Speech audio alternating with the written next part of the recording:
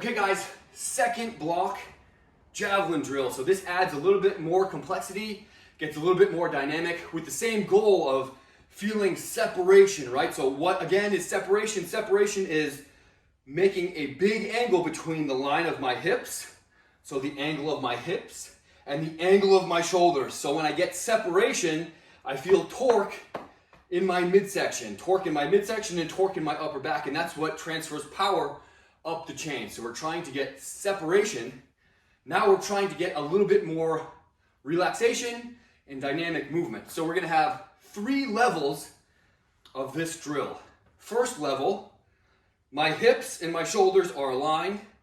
Then I'm going to rotate my back foot. So if I'm a righty, I rotate my right foot. So now I have a little bit of torque.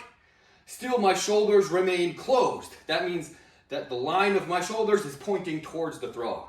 I'm then going to relax as much as I can, cross, and then get into a throwing position. So I have 2.5 pound plates.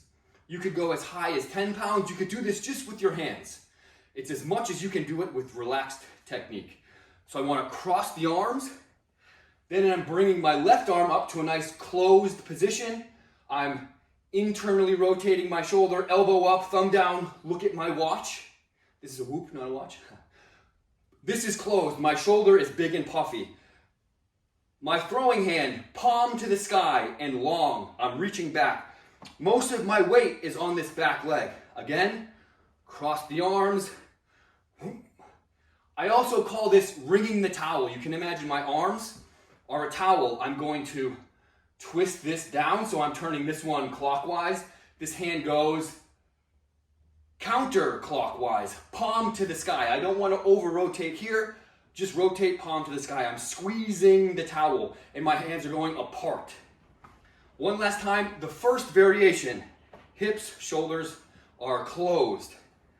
I'm going to rotate my back foot up on that back toe. Relax, release, relax, and position. So they say if you can be very relaxed, that leads to elastic athletic performance, okay? We're working to relax, snap into that position. We're gonna hold that for a second before we come back and do it again. One last note, you can see my weight transfers from centered, maybe a little forward, to on the back leg. Now 80% of my weight is on this back leg when I'm in that position. Okay, second variation, a little bit more complexity. Here we're gonna add a rotation, timing in this rotation. So now I'll start totally square, totally closed to the throw. Then I'm going to go here, and then as I go, now I turn the foot to time. Time. This is working the timing of that right foot. Here we go. All right, the last one. This is third most complex. Now I'm gonna bring this foot back here, and I'm gonna time cross, throwing stride, cross, throwing stride, cross, and throwing stride. I'll show you those 3 from the back. Hips and shoulders are closed. Rotate the back. This is variation number 1. Relax, reach, relax, reach. Okay?